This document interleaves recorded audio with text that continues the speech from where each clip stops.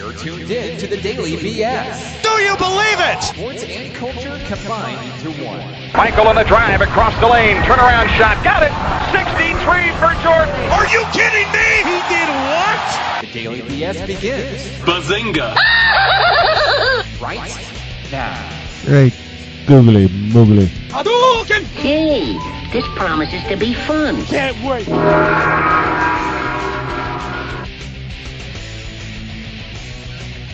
Welcome back to the program. This is hour number 2. Thank you to Damian Adams, who I had on the show once before. I'm going to have him on next week.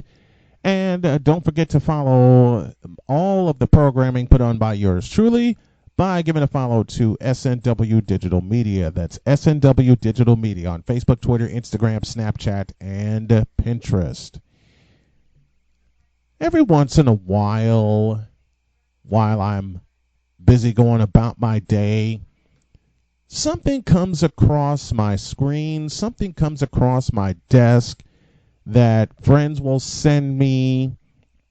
One friend in particular, and I've sent some things to him and told him to go for it. Well, the friend is Cole Johnson, and he sent me something with the message, throwing the lob on the fast break. Send it in like Shaq, my man. Now, anyone who knows me knows I love Shaquille O'Neal. Loved him as a player. He's an absolute goofball. Love that big man. Especially love the way he played center. I read the caption, which says, "The Warriors dynasty was fraudulent. It was all because of KD." Well, that got my spider senses going right then and there. And then I listened to the clip. This is courtesy, and I'm going to let you all hear a few seconds of it before I provide a response. This is courtesy of Undisputed on FS1. And the fellow who was making the comment is a friend of mine, Rob Parker, part of The Odd Couple, one of the shows I actually like. Rob Parker said this. Read my lips. The Warriors dynasty, whatever you want to call it, has been officially eliminated once Kevin Durant left. It's not happening. I do not see the Warriors winning anything anytime soon. And it has nothing to do. You can talk about adding all the players, about the lottery picks and Wiggins. It's about Steph and Clay. It's about The those best guys. backcourt ever? Yeah, well, whatever you want to call it. That whole dynasty that everybody talks about is totally fraudulent. Oh, God. The only reason It they wasn't had a dynasty? No, the only reason they had a dynasty is because KD joined the team. Steph, Clay, and Draymond Green, they won one championship. That was without Kyrie Irving and Kevin Love. That's the one that they won. Iguodala was the MVP, not Steph, not Clay. Hold on. And then they played Cleveland, and were the first team. That was the 73-9 team. 73 games. That's right, Wow. regular Pretty season. good. But they choked down the NBA Finals. The first team in the history of the NBA to choke down a 3-1 lead. They lost 2 of the 3 games at home. Yeah. They lost 3 games in a row. They hadn't lost 3 games in a row all year. It's a fraudulent dynasty. Unless Kevin Durant's coming back, they're not winning again. Stop the romanticizing of Steph and Clay. Let me give you Steph's. You ready? Listen.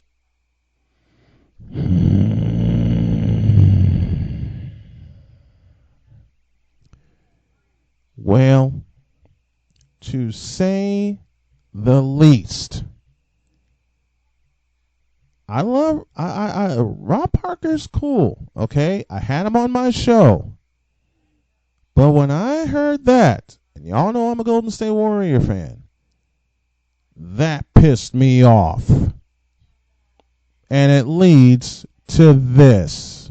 It's time to go.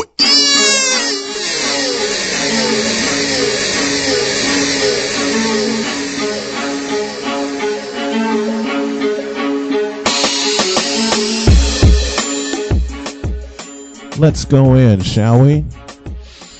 The Warriors dynasty was fraudulent, according to Rob Parker. The Warriors dynasty was because of KD, according to Rob Parker. Mr. Parker,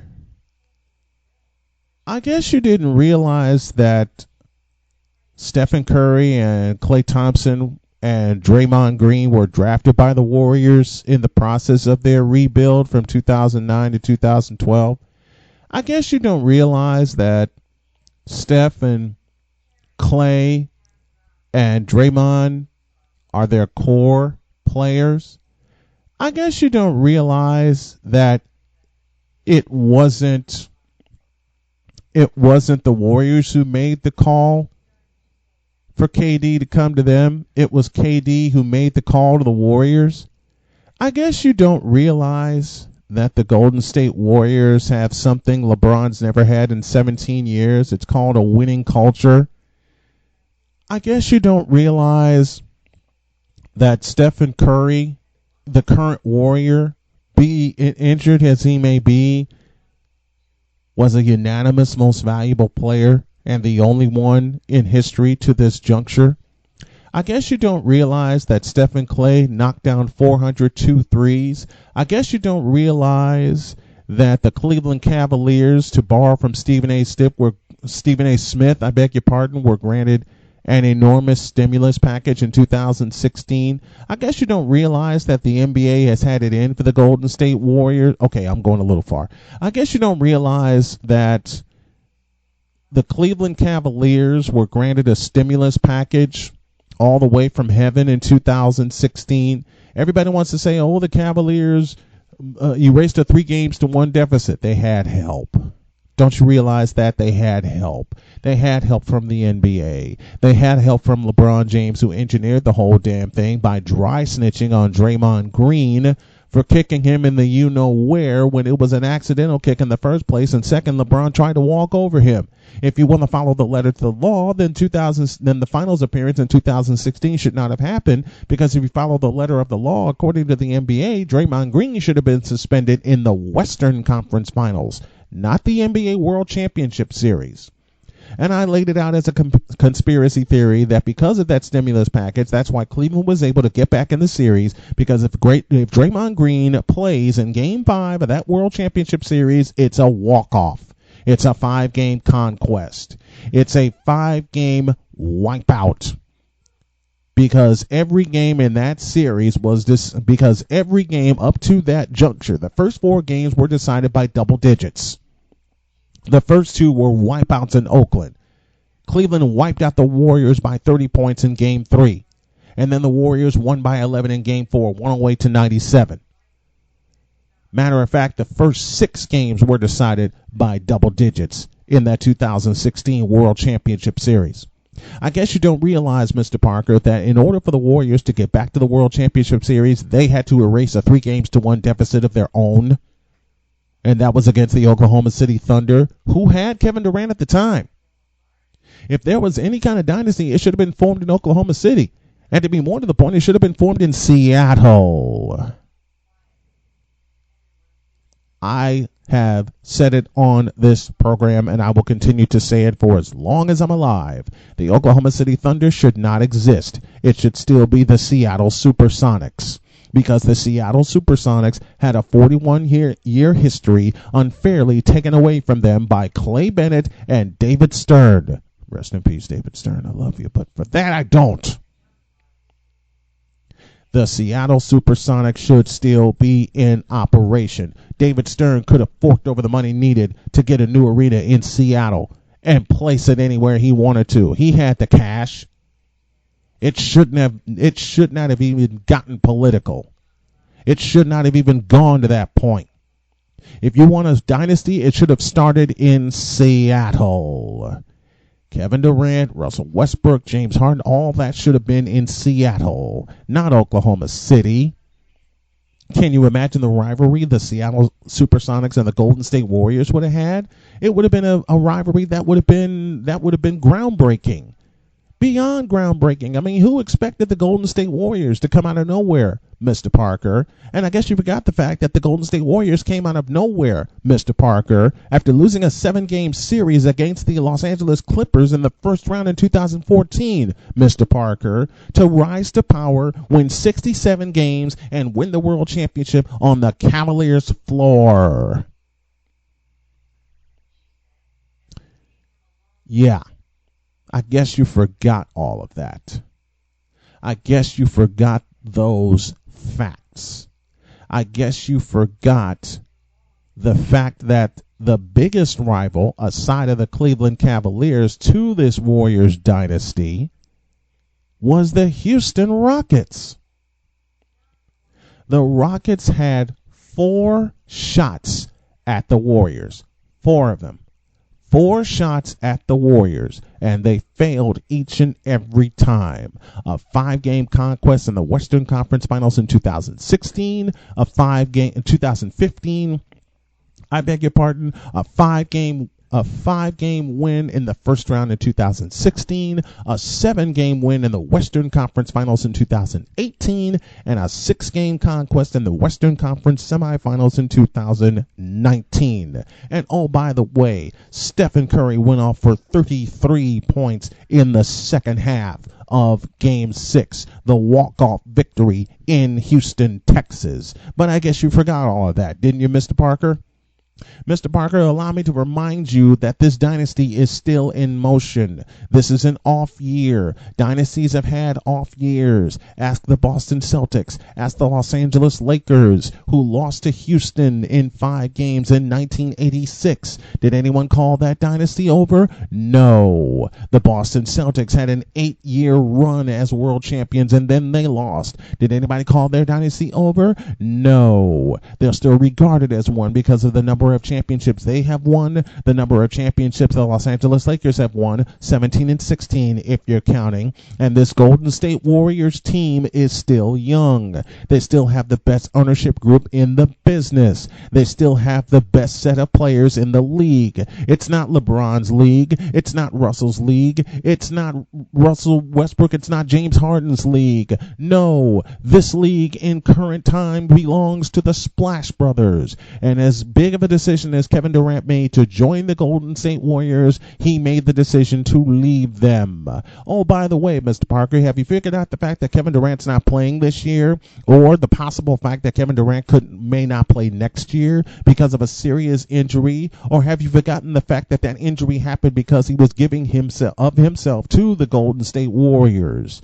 The Kevin Durant move to Golden State enhanced them the same way that Dennis Rodman going to Chicago enhanced the Bulls, the same way that James Worthy, a draft pick, mind the way, enhanced the Lakers, the same way that Bill Walton, who was drafted by the Portland Trailblazers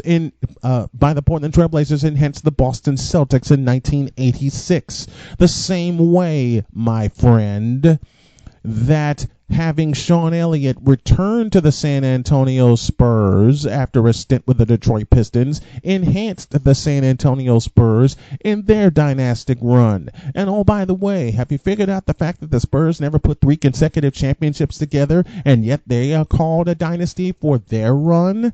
Have you ever figured out the fact that the Lakers, who have three-peated on a couple of occasions, didn't have their dynasty called dead or fraudulent because of some of the players they had in their organization, nor have the Spurs, the Bulls, the Celtics, or anybody else that had a long run of championship excellence. In other words, what I'm saying to you, my friend, is that championship excellence depends on the parts of a team.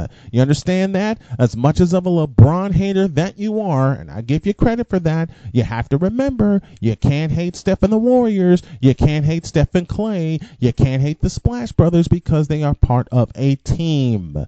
Just as Tim Duncan and David Robinson were, just as Michael Jordan and Scottie Pippen were, just as Magic Johnson, Abdul-Jabbar, and James Worthy were, just as Larry Bird, Kevin McHale, and Robert Parrish were. And oh, by the way, there was a trade that the Boston Celtics made in 1984 that brought them the final piece to their championship puzzle after being swept the year before by the Milwaukee Bucks. That piece's name was Dennis Johnson. He was traded to them courtesy of the Phoenix Suns. But I guess you forgot all of that, did you, Mr. Parker?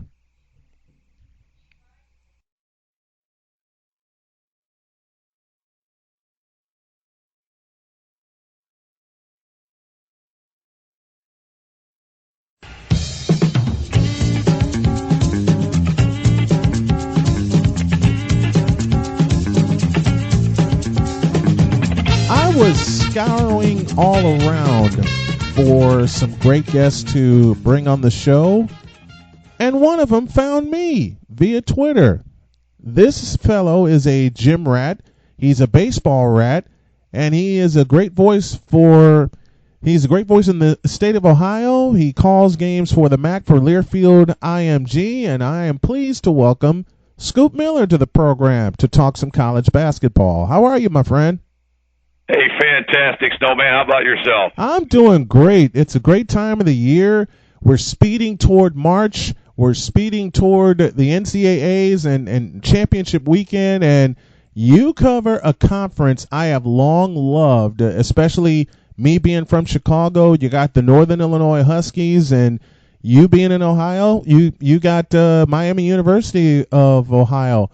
Let's give the fans a quick look at what MACtion is like, and there's a reason behind the word. Well, I tell you what, you have to love the MAC year in, year out. You know, it's a mid-major here, as you mentioned.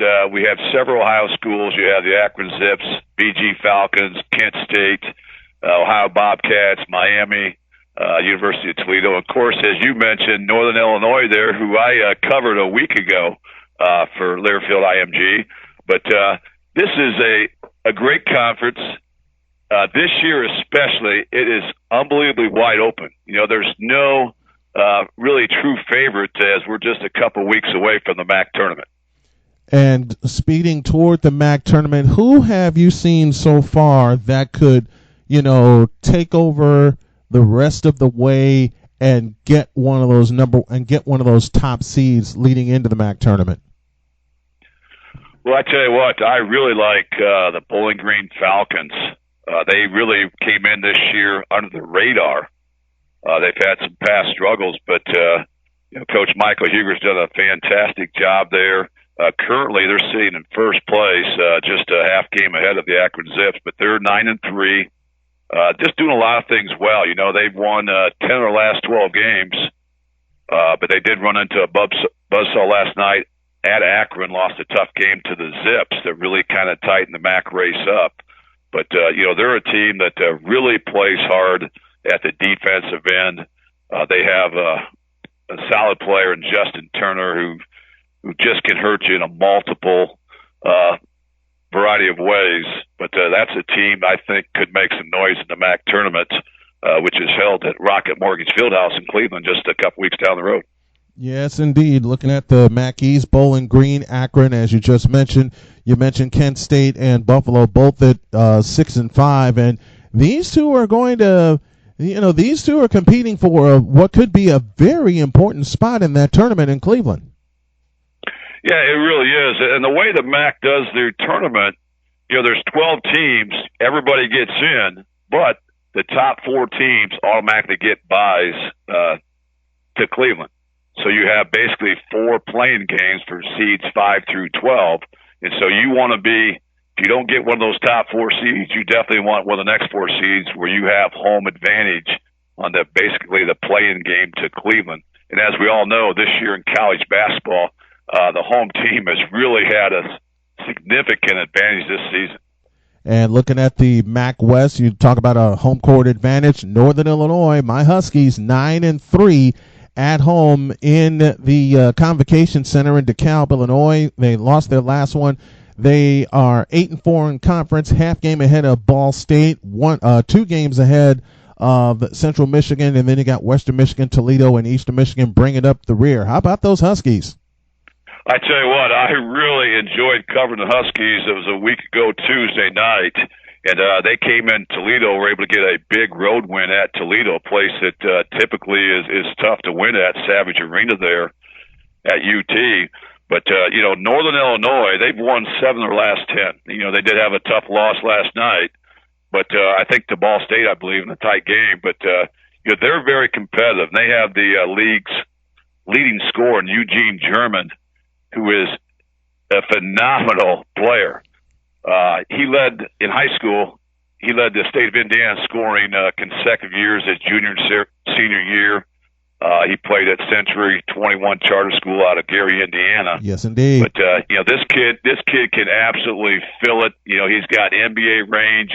When he hit a step back in traffic over a 6'11" guy for Toledo the other night, from probably 28 feet away, really showed me not only about his range, but his confidence, his courage. And the thing is, you try to go out there and defend him. He is so quick with the dribble. He can take it to the rack.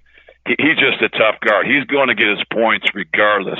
You just really have to kind of contain his teammates, because I'm not sure you can really stop Eugene German the year he's had. I've had a chance to see Eugene German a couple of times, 2014, 2015, when they faced Marquette Catholic both times, and Marquette Catholic had a great scorer at the time by the name of Ryan Fazekas.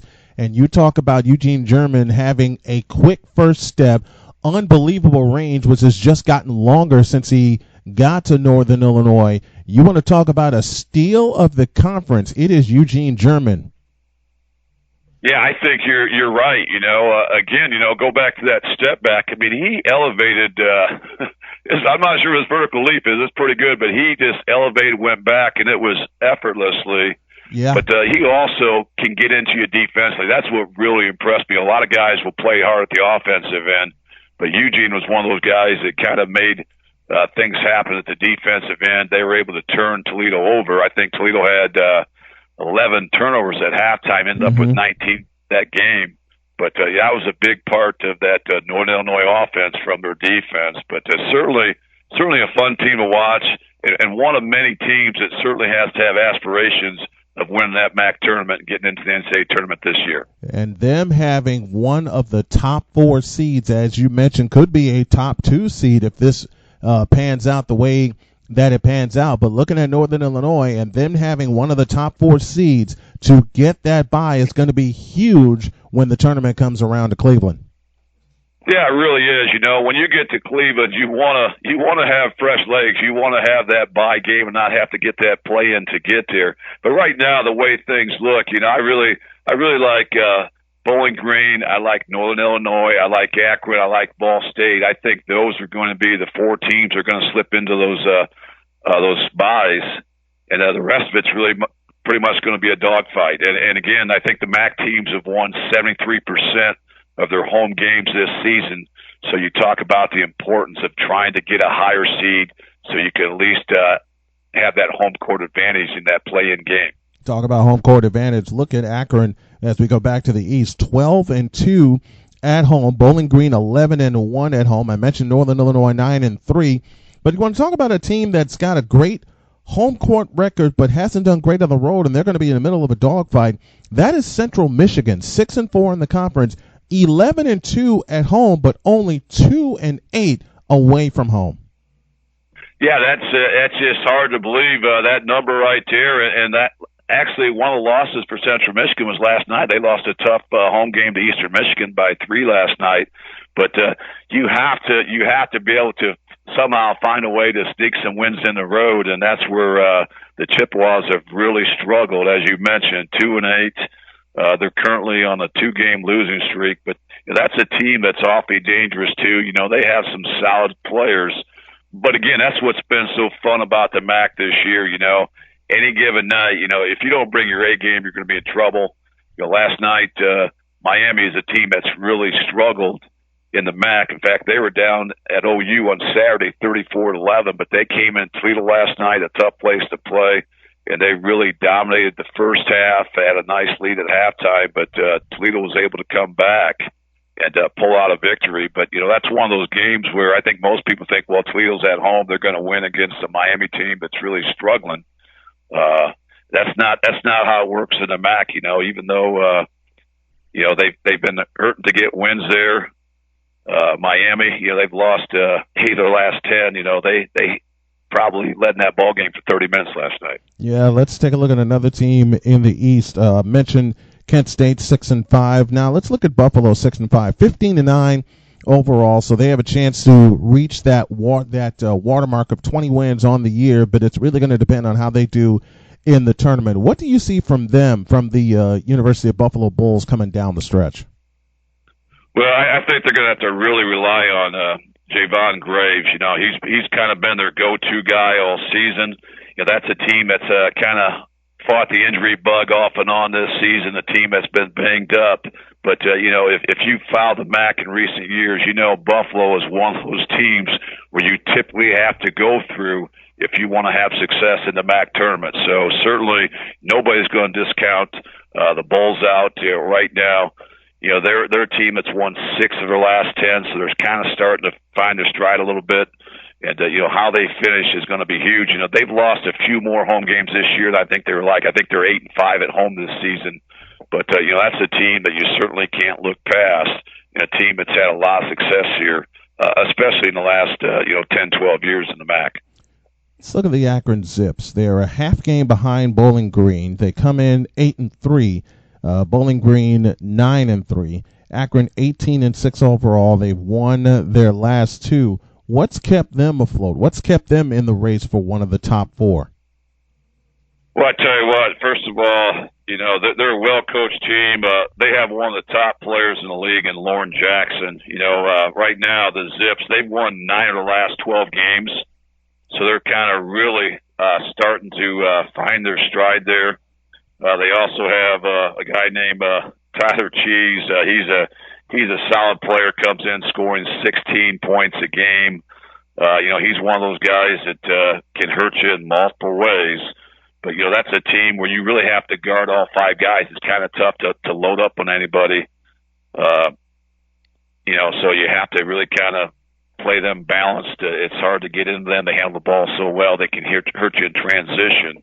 Again, that's a team that's certainly awfully dangerous. Certainly, they have to believe this could be the year that they get through and not only get to the NCAA tournament, but can maybe have a little bit of success there in an NCAA tournament run. Scoop Miller joining me to talk some college basketball. We took a look at the MAC, and he's going to pop in a little later, and we're going to take a look at another conference that's near and dear to my heart. We like to call it the Big Ten. He'll stop by later. Right now, we're going to pause for a break. Got some more stuff for you when we come back.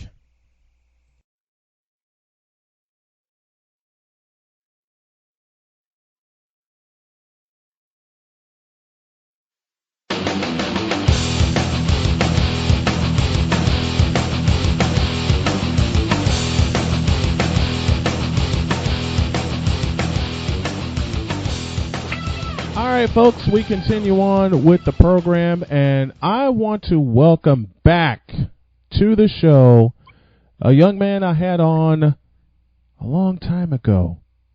Too damn long.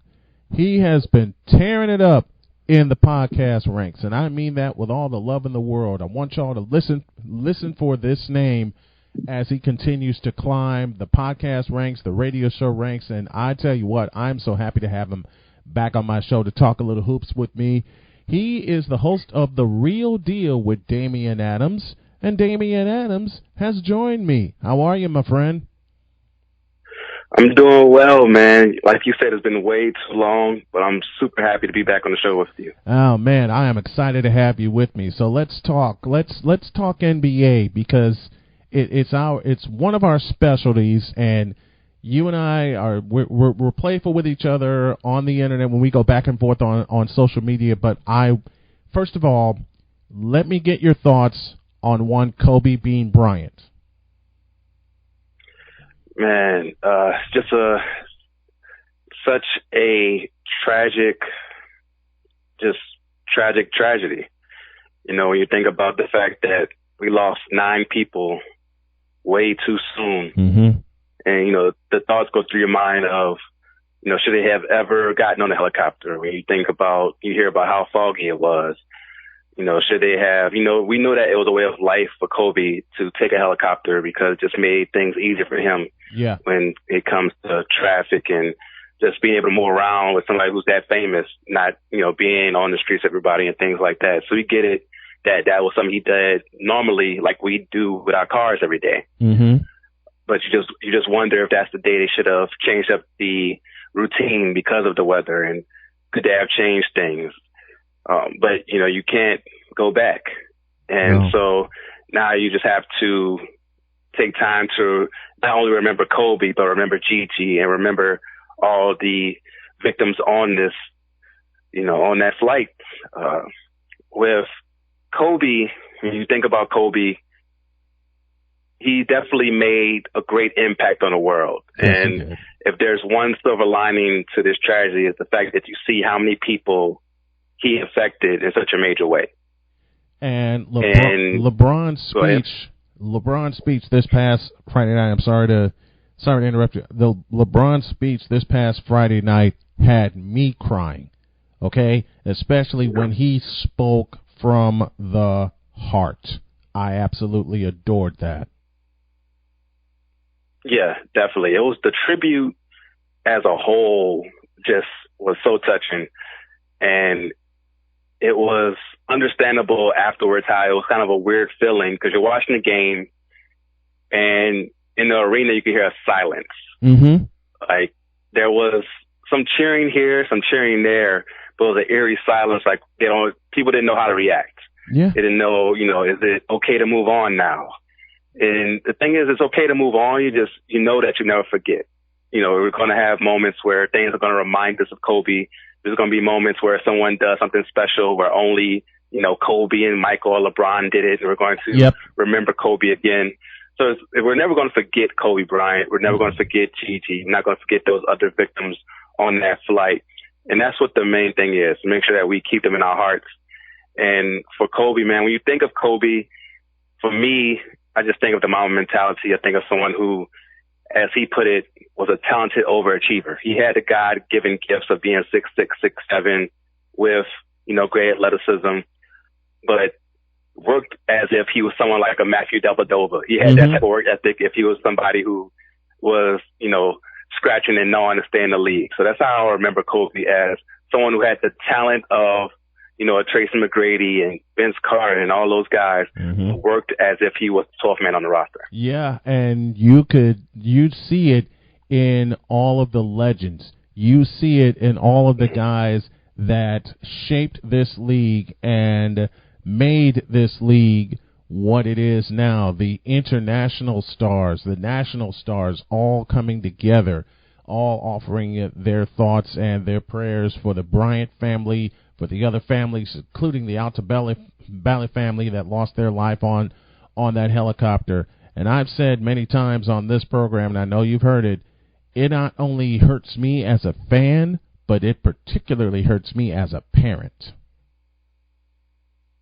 Yeah, no, definitely, man. I don't have kids yet, but the first thing, like when it happened, the first person who contacted me was my dad, right? And he, just wanted to say, I love you, because you never know when those moments will be lost, to be able to say, I love you to the next person. We've all lost somebody close to us in not such a horrific way as this, but we've all experienced some type of loss. And this just puts into perspective how life, as it's the longest thing you'll do, but it's also something that can end very quickly. So we just have to take every moment and cherish it. Yeah. Yeah, I say I love you to my wife and my children all the time. You know the story of my baby girl, Donna. I lost her when she was 2. 2015, I lost my dad in 2007. So, yeah, from both ways, it affected me as a fan, as a parent, and as a son. And as you said best, my friend, you have to live your life to the fullest. That's what Kobe did. That's what I'm trying to do. I know that's what you're trying to do, and a fabulous show in the process of doing it. Let's talk some NBA, man. They made some changes to the All-Star game in terms of the scoring, and I don't know if you had a chance to take a look at the changes, but I have, And considering it's in my hometown of Chicago, the All-Star Game is, and I know they're doing this to honor Kobe. And rightfully so. But I got to be honest with you, man. I took a look at the rules and I went, what the hell are these? Yeah, I got a chance to look at the rules. I posted it in the group, the Real Deal with Damian Adams group. Yes. From the 3-point conversion. They posted the rules, and I shared it from their page. And yeah, I had the same reaction you did. I was looking over and I was trying to understand exactly what they were trying to do. You and I have talked sports a long time. You know that look on my face. I saw the rule and I looked at that link that you posted. And folks, check out the 3-point conversion as well. Another fabulous group of sports journalists. What the hell are these rules, man? What the hell are they trying to do? The only thing I can say that they're trying to do is maybe this is their way of trying to amp up the competition through all 4 quarters. Yeah. Because we know normally with the All-Star Game, what you get is you'll get the first 2 quarters and a half where they're just kind of jogging back and forth. You'll get some alley-oops. Mm-hmm. You'll get some long-distance threes. And then the competition doesn't really go up until the 4th quarter if it's close. And that's when you'll start to get real competition. And that's a big if. It hasn't been close for a while, but that's a big if. So with these rules, what they're trying to say is, okay, we're going to have each quarter count as a win or a loss, and maybe that will wrap up the competition. But to me, if you want to honor Kobe, it's up to the players. Yeah. Right? Like, you can do all the things from an outside perspective, like them wearing 24 and wearing 2 to honor Kobe and Gigi. Mm-hmm. That's awesome. But if they want to honor Kobe as far as the play on the court itself, they have to just go out and leave it all on the floor. There's a reason Kobe had 4 All-Star MVPs is because he went out there and really played. So those guys, like, there's certain players who do play, like Giannis. Mm-hmm. Like, some people say Giannis plays too hard in the All-Star game. That's something that Kobe would love. So you have him, LeBron plays hard. Those guys are going to bring it, and I think that's the normal way you should honor them. Kobe, MJ, LeBron, Julius Erving back in the day for me when I got started watching, Magic Johnson. You want to honor Kobe? Play that way. Yeah.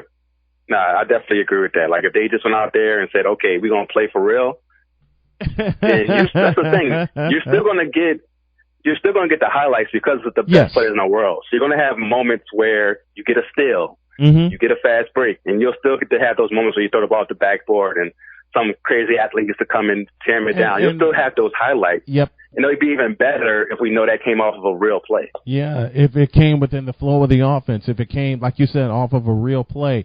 Let me ask you this, and I've talked so many times on this program about ratings being down for the NBA, and my theory is this, and I'm not throwing shade at anybody, but I want you to think about this, and I want your thoughts.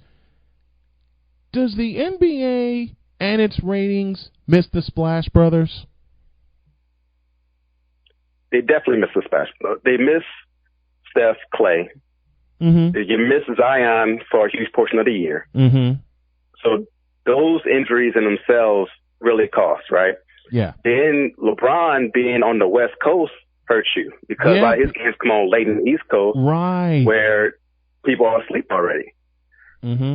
You combine the fact that the Warriors, who have been your biggest draw for the past 5 years, are no longer a draw at all. LeBron being on the West Coast. Mm-hmm. The rookie phenom who was supposed to, have New Orleans on the map was missing for most of the first half of the season. That's really going to hurt your ratings, right? Yeah.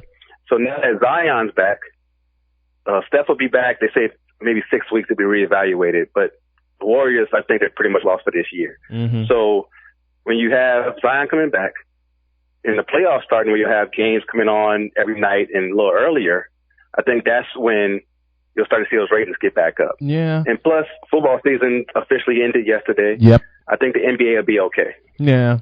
Yeah, I think so too. It was just so many factors that came in at the top of the season. Talking with Damian Adams of The Real Deal with Damian Adams on all things NBA. Man, It's so much to unpack right now. I haven't had you on in a long time. I had one of our mutual friends on, Courtney Harden, a few years ago to talk all things NBA All-Star Game, and we bust out the old school All-Star Game talk and how it was competitive. And I was on his show recently, and we talked the same thing. Is the NBA missing that competitiveness now than it was back in the 80s and the 90s? I wouldn't say it's missing it per regular season games and postseason games. The All-Star Game, definitely. Like, you're not going to see that competitiveness, but I do think that the players themselves are just as competitive as they were back then. Yeah. The game has changed. True. So now that competitiveness just comes out in a different way. So in the 90s, when people were competitive and you saw people get frustrated with Jordan, that's when you saw Bill Laimbeer come and hit Jordan. Those those things aren't going to happen now. Yeah. That's when you saw the rise of the bad boys, and on top of that, that's when you saw the Bulls answer them. Exactly. Yeah. So, like, it was a different way to, channel your competitiveness back then than it is now.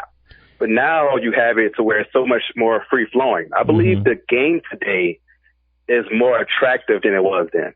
Yeah. When you think about the way that the game is so spread out and how you get so many great plays and you get to see these athletes on offense do what they do.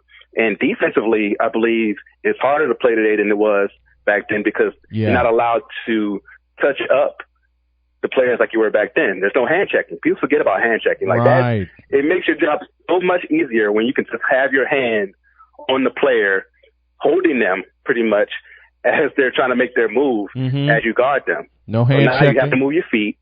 No arm you have to bars. Move your feet. No arm bars. You can't do that either. Exactly. That's gone. Don't get me started on screens. Don't get me started on fundamental screens, man. Yeah, no, that's a big thing. That's one of the things that I used to hate watching the Warriors as they're going through their success. You see Draymond Green get away with illegal screens all day. But it's something Draymond Green in modern times was Bill Laimbeer and James Edwards back in the 80s and 90s, all right, for the bad boy Pistons. Let's just be That's real. One thing I'll say about Draymond. Draymond's one of those players that was built for back then. Like, if he was playing back then, he'll fit right in. Absolutely. So it's something that, like, the style has changed, but I think the competitiveness of the players is still there. They're just smarter about the way they go about it. I'm not a big fan of the load management, but I get it. When you have a player who may have a sore knee or tendonitis, like a Kawhi Leonard, you may be smarter to manage it, but some players are just built different. Like LeBron could play in any era, right? Yes. Because the way he's built, he could, plow through anybody. He could plow through the 80s, because he's built for that. So I think we should appreciate the 80s and 90s for what it was, and we still could appreciate today for the wide open spread game that we have and the entertainment we get today. I'll give you a couple dream matchups I would love to have seen across eras. Start with the guard position. Wouldn't you love to see a couple of games when AI would go up against Stephen Curry? It'd be amazing. Neither one of them could stop each other. But it'd be amazing to watch. It would be so amazing. Yeah. The dribbling sensation of AI, the dribbling of Stephen Curry, clear the floor and let them go at it, man. Yeah, exactly. And we only got a taste of it. We got very young Steph against older AI. So we didn't get to see them in their prime against each other. I wish we could have got to see that because you think about AI and him being so dominant in the mid-range and being able to drive to the goal at his size, being maybe the best pound-for-pound player of all time. Then with Steph, no matter what era you play in, you can't stop a guy who's shooting from 6 feet behind the line. Like, it doesn't matter what era you're in, how rough you try to be. If he's pulling up from 6 feet behind the line, it doesn't matter.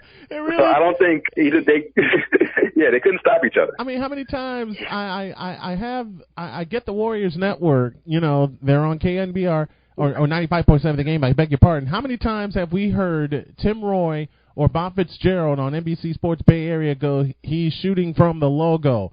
And you're thinking, what? Yeah, no, it's crazy. Steph, Dame has become logo Lillard. Oh, man. So Damian has really grown. I love watching Damian Lillard play. Love watching him play. Yeah, no, he's amazing. I mean, he's amazing. We got Damian and Steph last year in the West Finals. I just wish it had gone longer than 4 games. But when you're playing the two-time Warriors, and they weren't even at full strength, so that tells you, A, how far Portland has advanced, and B, how tough the Warriors were. I'll give you a dream matchup. How about an ultimate three-point contest? Let's do this. An ultimate three-point contest. You got to have Ray Allen. You got to have Steph. You got to have Clay. You got to throw Larry Bird in the picture. Definitely. You got to throw Reggie Miller in the picture. Yep. Right? No, you definitely got to have those 5. Mm-hmm. If you throw in a 6th for ultimate three-point contest, who would be think about, there's so many great shooters. Yeah, there is. There is. Who would be that? So many great. Who would be that 6th I'm thinking Glenn Rice. Yeah, that's 6. We gotta have 8. Yeah, we gotta have 8. We got Steph. We got Steph. We got Clay, Bird, Reggie Miller, Glenn Rice, Ray Allen. Yeah. We got 6, and you gotta have 7. We gotta have 7 and 8. We gotta have 7 and 8 because back in the day you had 8 competitors. Yeah, no, definitely. So if you're gonna go old school with 8 competitors for Craig Hodges. Yes, thank you, Craig Hodges. And you know what? Because he was amazing. I know who the 8th person is. Steve Kerr.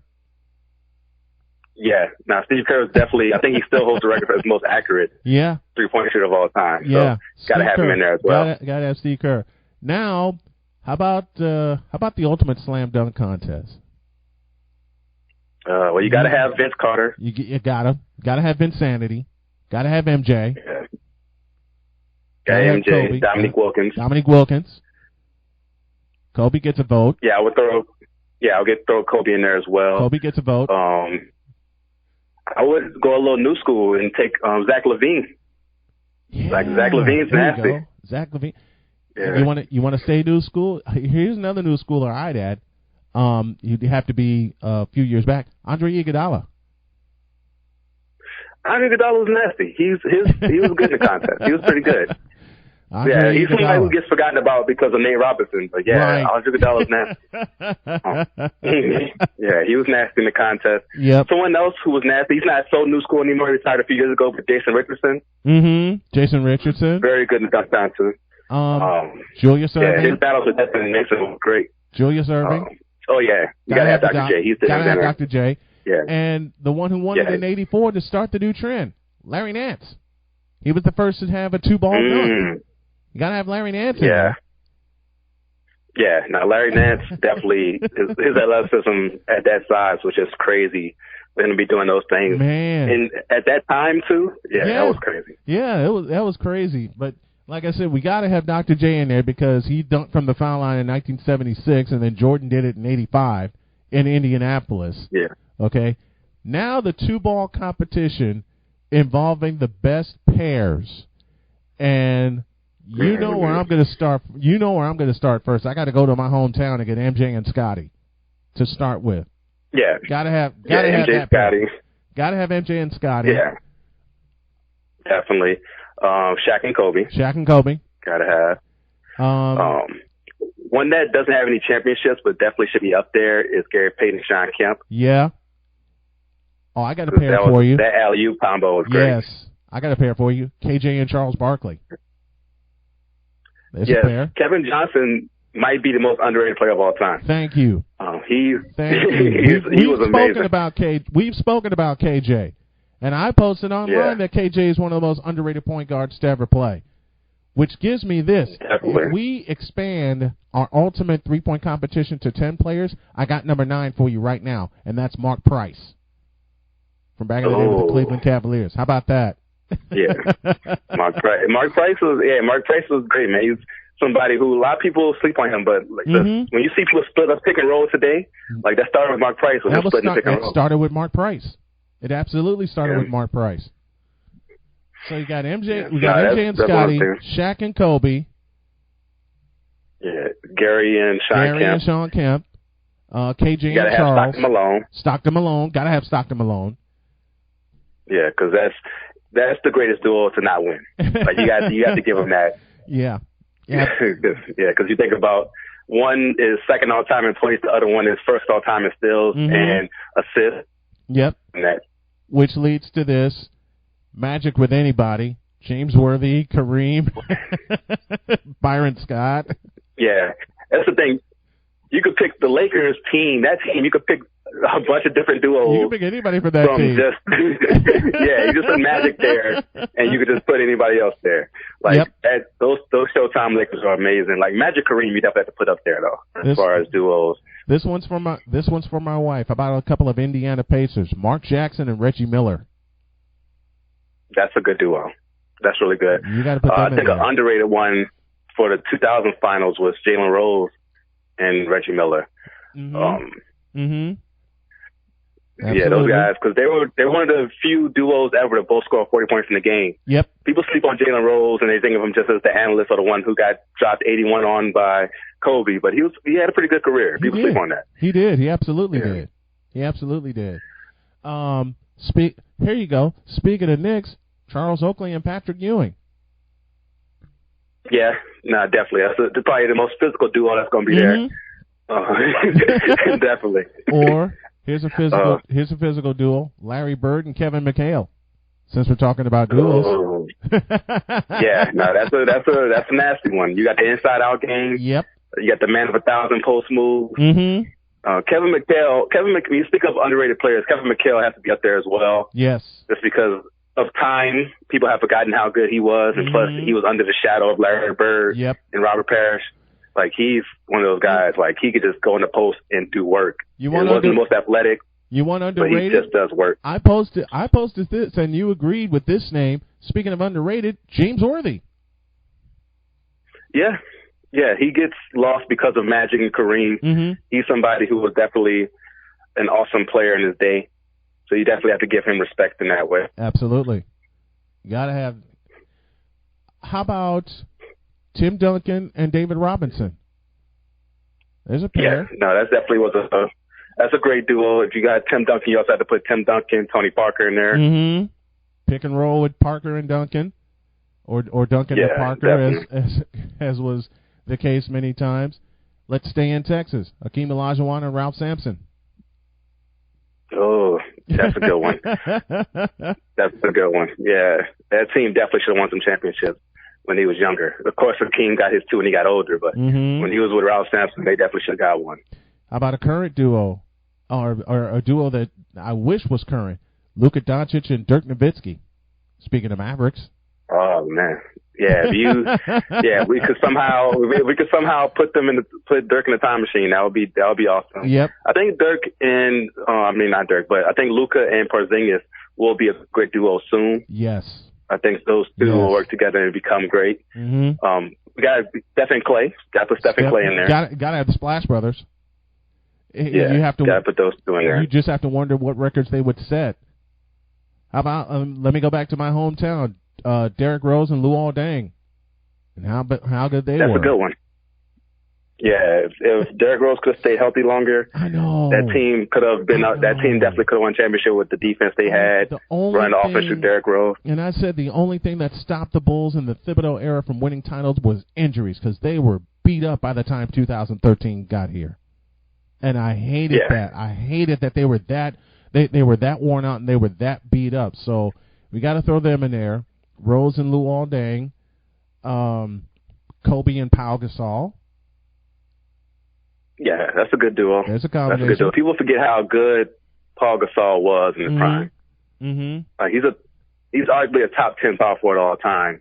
And people, because Kobe was so great, people sleep on that. But Pau Gasol, in his prime, man, he was really good. Oh, how about this duo? Mike Bibby and Chris Webber. That's a good one. That's a team that probably should have won a championship. 2002, that 2002 Sacramento Kings team is up there. When you talk about the greatest teams to not win, Kings the 2002 Sacramento Kings team is definitely right there. Yeah. One of the most epic Western Conference Finals we've ever seen. Okay. Yeah, definitely. Damian Lillard. You got to put LeBron and Kobe. You got to have LeBron and Kobe. I mean, not LeBron and Kobe, but LeBron and Dwayne Wade. I meant. There you go. You got to put LeBron and Dwayne Wade. LeBron and Flash. I just spoke their names. Talking about Damian and Lillard. CJ? Thank you. Damian Lillard and CJ McCollum.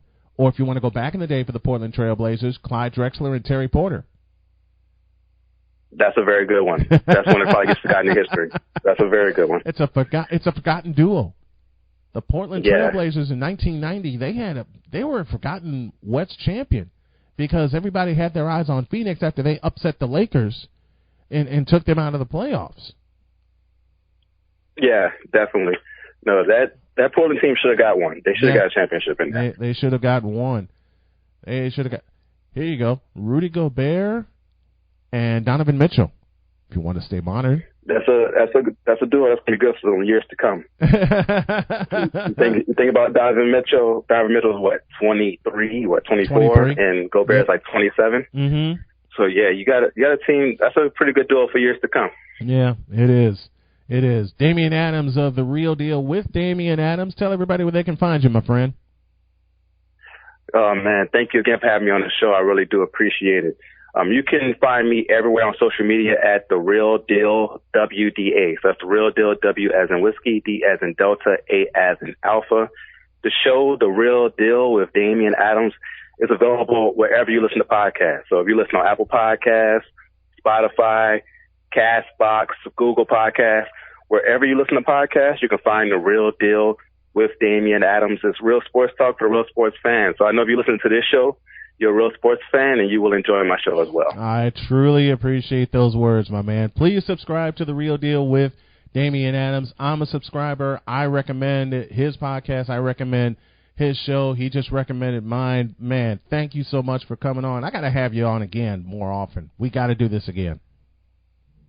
Definitely. I got to have you on my show as well. We got to make this connection happen more often. Thank you again, sir. You got it, my friend. Thank you very much.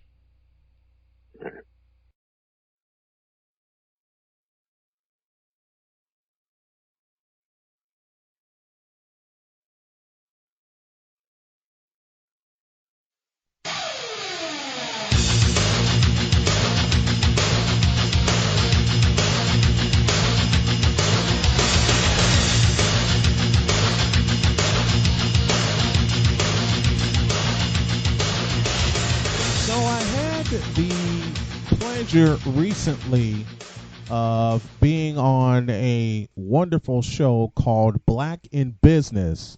And I figure with this being Black History Month, I'm going to return the favor. On the hotline with me is one of the fellows who's in charge of said podcast. This is Andre Day, and he joins me right now. How are you, my friend? I'm doing fantastic, my brother. How are you? I am doing great. First of all, let me say thank you from the bottom of my heart for letting me come on to your podcast and spreading some knowledge and spreading some love for the other podcasters, the other independent show hosts that do this just like we do. I can't thank you enough for that. Man, listen, I tell you, I can't thank you enough for being on the show because you gave more than what I even thought was going to be given. Like, I thought it was going to be like, regular run of the mill. And then we end by spreading love and showing love to brothers and almost putting us to tears, man. So I thank you a whole bunch for that. Thank you for being on the show. That was one of the things I really wanted to touch on. And it's something, my wife tells me all the time. She says, maybe that can be part of your message as well as you having fun doing your sports show. Maybe you can drive that point home. And this is the point that I've driven home, for the time that she and I have been together and for a while now. There is not enough help out there in many ways for men. Let's take color out of the equation. There's not enough help out there for men who need to get back on their feet, who desire to get back on their feet, and for those who want to stay on their feet. That's why I love talking about that particular message, and I'm glad you helped me spread that message when I was on your show. Yeah, I definitely agree. one of the things, and also one of the reasons that caused me to start the show was I wanted to spread a message not only for African Americans, but also just for the wider generation in general. A lot of individuals my age, both male and female, I don't believe they have the same drive that people before us had.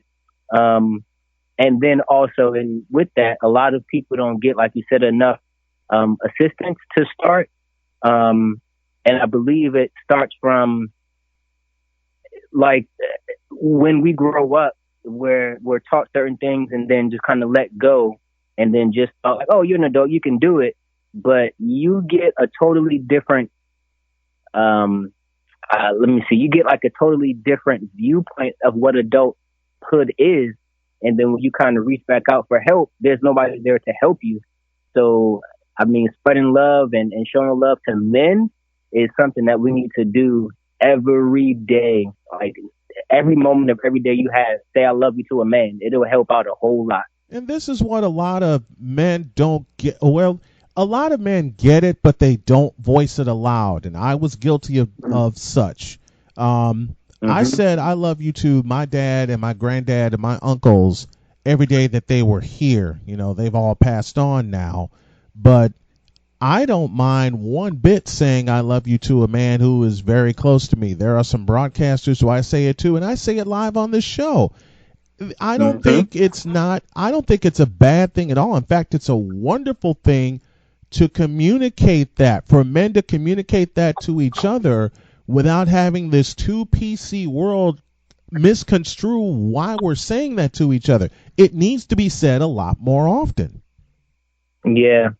And I think also it needs to be said in a way where when you say it with confidence. I feel like if I say it to you, I'm only going to say it when it's only you and I. Like, you know, certain people don't want other people to know that I said I love you. But it shouldn't be that way. Just as well as it doesn't matter if you show affection and love to your wife. People don't want to see that, but you don't care because it's between you and your wife. So I think the same thing should be from man to a man. Like, if I love you, I don't have a problem with giving you a hug, showing you affection, saying I love you, say I appreciate you, taking care of you, things of that nature. And it really doesn't matter what other people say or how they look at me or what they may think, because it's not for them to, like, it's not for them. It's for me and you. So as long as you and I have the understanding, I can honestly care less about what other people think. And that's really where I think a lot of people don't show it, is because they believe or think, oh, I don't want this person to think differently of me or what this person might say. And it really is affecting you more than what you may know. It really is. It really does affect the person that, you know, thinks aloud and thinks constantly about what other people think. I've had to learn from other people, my wife included, and my daughter and my son included. You know, you can't think about what people say or think about you. That's just going to affect you. Do I have my days where I slip back into that? Absolutely. And I say that I say that aloud, and I say that with conviction, because I'm still learning a lot from my wife and her family, and I'm learning a lot about myself at the same time. Being on your show where I was allowed to express what I felt, and not just in the sports world, but just in life, that meant a lot to me. I can't thank you and your partner enough for allowing that to happen and allowing that message to be spread. That needs to be spread more often. So if men can communicate like that, do you know how different this country, let alone this world, will be? I think people are afraid of what might happen. When I grew up, I saw a lot of things in person and a lot of things that are on TV that don't really show men loving each other. So adults now that are in my age bracket, you know, late 20s, early to mid 30s, don't have that I love you type of mentality. So what happens in turn is that you have an issue, you deal with it by yourself, And then when you don't know how to get the results you need to make a better outcome for yourself, you start lashing out and doing things that you normally wouldn't do. So to answer your question, if we express love to one another more often, I think we would have, number one, happier individuals. And number two, we would be able to think more clearly and start doing things that would help us with a better life instead of putting us where we are in that mentality of crabs in a barrel, trying to keep everybody down. We would want to see everybody move up. So I think it would have an effect that I don't think the world is ready for on the African American side. Like, if we really put our minds together and stick to one another, I think we can be, actually, I know we can be a force to be reckoned with. Where did you grow up? Let's find out more about Andre. Where did you grow up? Well, I grew up in New York. I'm originally from Brooklyn. Both my parents are from New York. I lived in New York for about 7 or 8 years or so, maybe a little bit longer than that. And then I moved to New Jersey for about a year or two. And after New Jersey, I moved to Maryland. And I've been here in the Maryland, D.C. area since, let's say, 9th grade or so. Wow. 9th or 10th grade. Yeah. Wow. So you're originally from New York. I can hear that accent come out. Where's your sports loyalties lie? Which teams get you at the heart? Well, I am a football fan, so my first team at heart would be the Giants. Good man. I also like to see the Jets every once in a while, just because they're also New York. I don't really watch a lot of baseball, but it does feel nice and feel good to see the Yankees do something well. Mm-hmm. And other than that, I would say basketball. I was into the Celtics, but after they dismantled the Kevin Garnett and the Paul Pierce and Ray Allen, I kind of spread away from the Celtics. Right now, I'm just kind of open. I like kind of any basketball team as long as it's a good game. Mm-hmm. I don't really watch a lot of hockey, but people tell me I need to get into it because it's a really good and interesting sport. And that's really about it for sports. Now, I'm going to tease you because I do have love for the New York Football Giants. I loved it back in the day when Bill Parcells and Bill Walsh would hook up and go at it, be it at the old Giant Stadium or at old Candlestick Park. You're not into basketball that much? Not like I used to, no. Like I said, I used to be a Celtics fan, but once they dismantled that amazing team, I just kind of, I went away. Good. Then I can say Michael Jordan and get away with it. I mean, hey, listen. Even though you don't watch basketball, you know who Michael Jordan is. Yes. Thank you. He was on the Wheaties box. He was on every magazine. I mean, he was all over the place. Any country, you walk into any country and say MJ, there's only one person that, I mean, they might do Michael Jackson, but only those two have MJ. There's no other MJs that are prominent in everybody's mind. So, yeah, you're fine with so Michael Jordan. That's cool. So true. And I've spoken to a couple of hardcore Knicks fans, and I kid them a lot. And I said, well, I guess I can't say Michael Jordan, and they start growling at me. But then we all start laughing at it. But I love having conversations like this during the show that gives people the other side of the shows and the podcasts that I do. So that's why I wanted to bring you on, and you got to tell me how did you get your podcast started? Well, in a previous job I had, I was just kind of sitting in the office, and it was a Friday afternoon, I believe.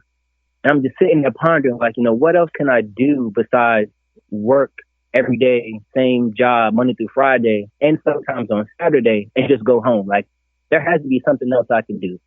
So I started just thinking, like, I'm not really putting my business degree into play, because this job that I had at that time, really anybody can do.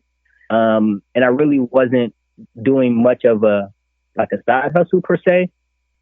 So my supervisor at the time walked through the door, and as soon as he walked through the door, a light bulb came into my head, and I was like, ooh, I can do something that promotes small businesses, but how can I do it? So, I sleep on it. I think about it for a couple of days, and I go, well, I can do a podcast. Well, how do I do one?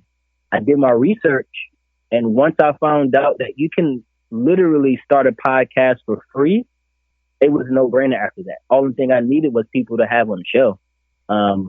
As long as you have an email address and a place to host your podcast, it's essentially free. You don't have to buy anything. You can do it from your phone. You can do it from your laptop. I think the only thing that you may need to buy if you want to get fancy is a microphone. Yeah. But everything else is essentially free. So once I got that idea, I just started reaching out to people and letting them know, like, hey, I want to start a podcast and, promote small business owners and kind of discuss with them how they started and, what they do to keep themselves going and things of that nature. And, I got a few people to say, hey, yeah, no problem. I'll be on your show. And I was kind of taken back, like, oh, really? You want to be on my show? So, okay. Like, I was kind of nervous at that point. But then I said, this is what I wanted to do. And I did it. So it just kind of went from there. Well, I am very proud of you. I am very proud to have been a guest on your podcast. You and I share a mutual friend, Stephen Askins of the Inside Inside Football Blitz. He was on your program, and he was the guy that led me to you and led me to your podcast. So I am very, very proud to be a guest on your podcast. I'm proud to have you on this show. And tell everybody where they can find you, my friend. Oh, so they can find me. I would say the easiest way is to, you can email us at blackandbusinesspodcast@gmail.com. They can find us on Facebook, which is Black in Business Podcast. It can also be found on Instagram, which is Black_in_business. And we're located at, on Apple, iTunes, Google Podcast. We're on, what is that other one? Spotify. And I believe those are the three major ones. I mean, we're on some other smaller ones I can't think of right now, but those are the three major ones at this point. Hey, folks, check out the Black in Business podcast. I was a guest on it. If you know someone that has a small business, and this is Black History Month, if you know someone that has a small business and they want to get featured, this is the guy you contact. This is the podcast that you're on, and you get featured on this show as well. Andre Day, one half of the Black in Business podcast, joining me here on the program. I can't thank you enough. And I recommend to the folks again, I recommend to the community, please go check out the Black in Business podcast. Thank you for your time, my friend. I can't wait to have you back on. I appreciate it. And before I go, I just want to give a shout out to my co-host, Bearded Wonder. Once you guys listen to the show, you'll see why he's such an awesome person. And I'm glad to have him as a co-host, and I can't wait to just continue to bring you guys more episodes. Absolutely. One day I'm going to get you both on the program so we can really have some fun with it. Thanks a lot, my friend. Oh, man. Thank you. I appreciate it. Speaking of small business, there's a lady by the name of Jennifer Garrett who will join me next after the break.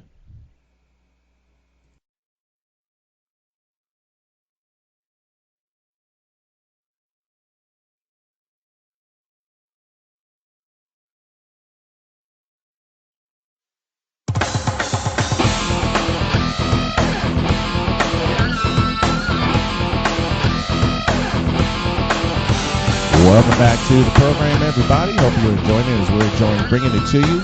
You know, I am a fan of podcasts. I record them. I produce them. and I listen to them, a lot of them. And this one got my attention. And you guys know that I've begun to recommend a lot of good podcasts for y'all to listen to. Well, this one not only involves sports, it also involves life. And when I listened to it, I knew, well, when I heard about it, I knew I had to listen to it. I listened to it.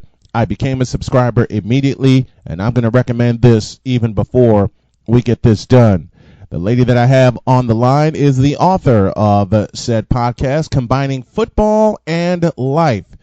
And when you listen to this podcast, you're going to get a lot out of it, and I recommend you not only sign up for it, download it, I just recommend everything about it. This is Jennifer Garrett, and she joins me right now. How are you doing? Hey, thanks so much for having me. I'm doing great. Okay, you got to tell me how you put this podcast together. What gave you the idea, and what gave you the inspiration to put it together? Sure. So my podcast is called Move the Ball, and that name was taken from a book that I wrote 7 years ago.